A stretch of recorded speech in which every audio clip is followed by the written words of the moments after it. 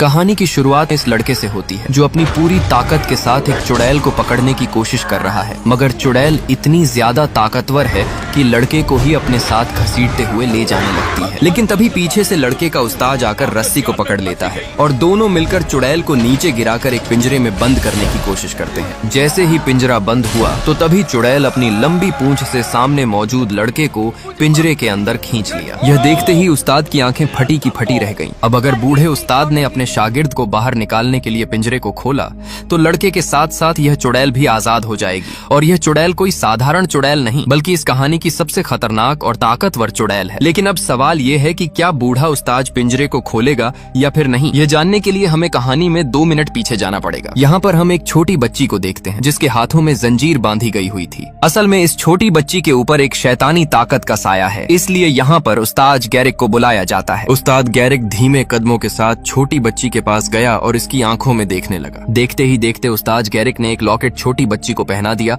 और खुद दूर चला गया। लॉकेट पहनते ही छोटी बच्ची नीचे गिर गई और इसके अंदर से कुछ काली तरंगें बाहर निकलने लगी। तरंगों के निकलते ही छोटी बच्ची बेहोश हो गई। इसके तुरंत बाद बच्ची में समाई हुई चुड़ैल अपना असली रूप दिखाती है। उस्ताद गैरिक ने इसे देखते ही पहचान लिया कि यह मैलेकिन है जिसे मैंने आज से लगभग 300 साल पहले कैद किया था। जैसे ही मैलेकिन ने बूढ़े आदमी को देखा तो समझ गई कि ये फिर से मुझे कैद कर लेगा और उसने तुरंत यहाँ से भागने का सोचा। मगर तभी उस्ताद गैरिक के शागिर्द ने तुरंत अपनी तीर को ऊपर की तरफ फेंका जिससे एक बड़ा लोहे का पिंजरा सीधे नीचे आकर गिरा। लेकिन मैलेकिन बाल बाल बच गई और यहाँ से बाहर निकलने लगी। लेकिन तभी फिर से लड़के ने एक रस्सी से बंधे जाल को चुड़ैल के ऊपर फेंक दिया। चुड़ैल ने अपना ड्रैगन वाला रूप लिया और लड़के को अपने साथ साथ घसीटते हुए बाहर ले आई। मगर तभी पीछे से उस्ताद गैरिक ने रस्सी को पकड़ा और दोनों ने मिलकर इसे पिंजरे में बंद करने का प्रयास किया। मगर मौके पर चुड़ैल ने होशियारी दिखाई और अपनी लंबी पूंछ से लड़के को अपने साथ पिंजरे के अंदर ले लिया। उस्ताद गैरिक चुड़ैल को धमकी देता है कि अगर इस लड़के को कुछ भी हुआ